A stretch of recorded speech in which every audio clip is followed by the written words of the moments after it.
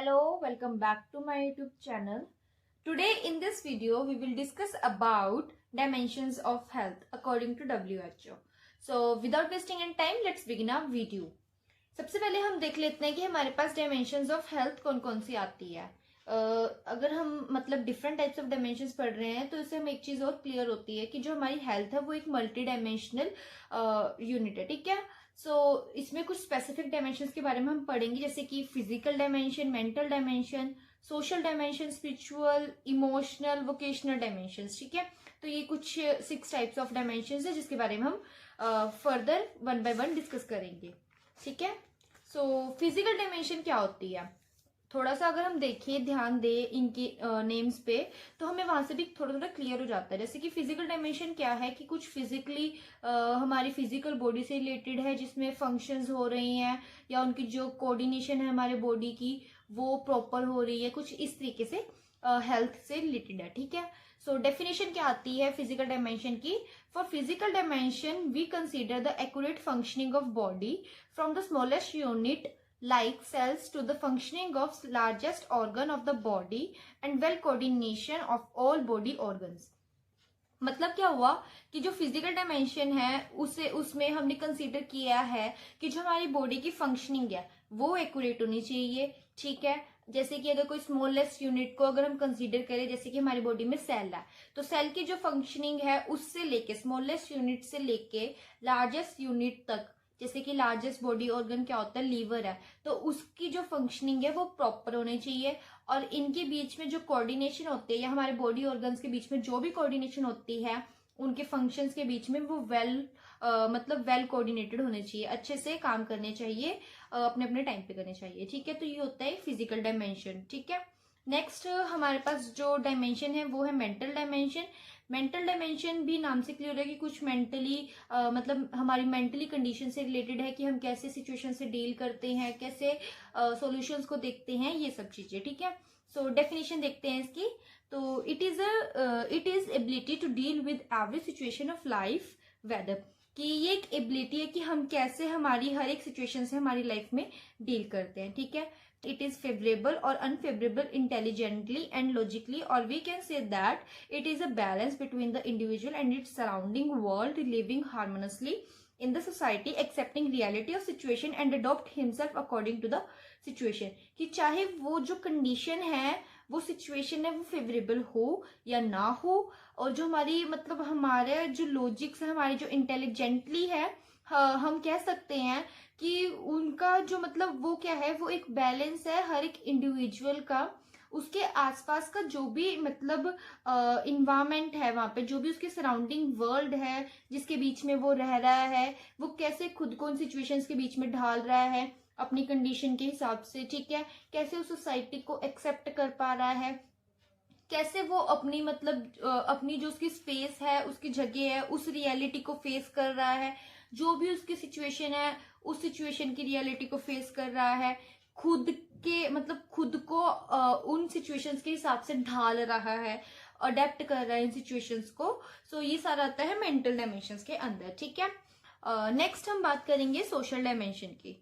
Social dimension भी नाम से जैसे अगर हम देखें तो हमें क्या पता चलता है कि सोशल डायमेंशन मतलब कि कैसे कोई पर्सन सोसाइटी के मतलब आसपास घूमा हुआ है. सोशल डायमेंशन की कैसे कोई पर्सन सोसाइटी में मिलजुल कर रहता है, या फिर कैसे खुद को उसमें ढालता है, कैसे 2-4 लोग मिलकर कोई सोसाइटी बनाते हैं, उस प्रकार से. ठीक है. तो सोशल डायमेंशन क्या है. सोशल डायमेंशन की डेफिनेशन है, social wellbeing implies harmony and integration with the individual as well as with the society. मतलब क्या है कि जो सोशल वेलबींग है पर्सन, तो उसके अंदर क्या इम्प्लाई होता है कि वो पर्सन हार्मनी और इंटीग्रेशन, मतलब कि कैसे वो पर्सन इंडिविजुअल्स के साथ घुल मिल रहा है, 1-2 इंडिविजुअल या 2 से 4 इंडिविजुअल्स मिलकर कैसे मतलब ढाल रहे हैं खुद को, या फिर इंडिविजुअल्स को अगर हम छोड़ दें तो कैसे वो सोसाइटीज के बीच में खुद को ढाल रहा है, कैसे वो इन्वायरमेंट को अडेप्ट कर रहा है, वो चीजें। ठीक है, तो social health takes into account the individual as an integral part of family, community and the whole world. कि जो इंडिविजुअल है उसका अकाउंट क्या है सोशल हेल्थ में, कि वो जो इंडिविजुअल है वो इंटेग्रल पार्ट है, मतलब हिस्सा है अपनी फैमिली का भी, अपनी कम्युनिटी का भी, और हमारा जो वर्ल्ड है उस वर्ल्ड में भी वो कहीं ना कहीं कोई रोल प्ले कर रहा है। तो वो उसकी सोशल डायमेंशंस है। ठीक है, नेक्स्ट हमारे पास आता है स्पिरिचुअल डायमेंशन। स्पिरिचुअल डायमेंशन की डेफिनेशन है कि this is that part of individual which reaches out and strikes for meaning and purpose in life. कि ये एक ऐसा पार्ट है हर एक इंडिविजुअल का जो कि मतलब रीच आउट करता है या फिर स्ट्राइक करता है कि हमारी लाइफ का पर्पस क्या है, कि हम मतलब इस अर्थ पे आए तो हम हमारा गोल, हमारा पर्पस, हमारा क्या काम है, वो चीज। ठीक है, so it includes integrity, principles and ethics, the purpose in life and commitment to some higher being. कि ये क्या इंक्लूड करता है, स्पिरिचुअल डायमेंशन इंक्लूड करता है इंटीग्रेशन, मतलब हम अकेले हैं तो हम हमारी फैमिली से मम्मा पापा हो गए, इनके साथ मतलब इनके साथ मिलके रहते हैं तो वो एक से दो में इंटीग्रेट हो रही हैं हम। और जो हमारे प्रिंसिपल्स हैं, हमारे जो एथिक्स हैं, वो भी इसके अंदर इंक्लूड हो रही हैं। हमारा जो पर्पस ऑफ लाइफ है, मतलब हमारे पर्पस, मतलब हमारा पर्पस क्या है लाइफ का, वो सब इन चीजों को इंक्लूड करता है अपने अंदर। और लास्ट थिंग इसमें आ जाती है कि हम किसी भी पर्सन से कोई कमिटमेंट करते हैं या किसी हायर बीइंग से हम कोई कमिटमेंट करते हैं तो वो चीज भी इसके अंदर इंक्लूडेड है। ठीक है, नेक्स्ट डायमेंशन है इमोशनल डायमेंशन। सो हमें पता है इमोशन क्या होता है, इमोशन एक फीलिंग है। ठीक है, सो इसमें बोला गया कि इमोशन डायमेंशन की डेफिनेशन में कि it is related to feel, access the need of love, affection and any other.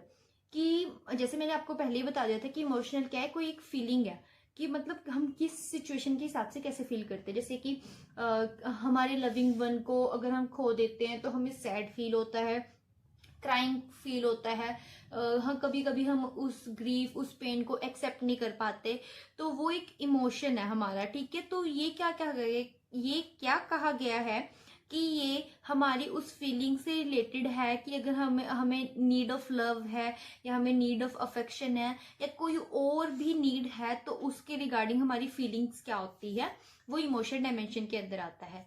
ठीक है, अब हम बात करते हैं लास्ट डायमेंशन के बारे में जो कि है वोकेशनल डायमेंशन।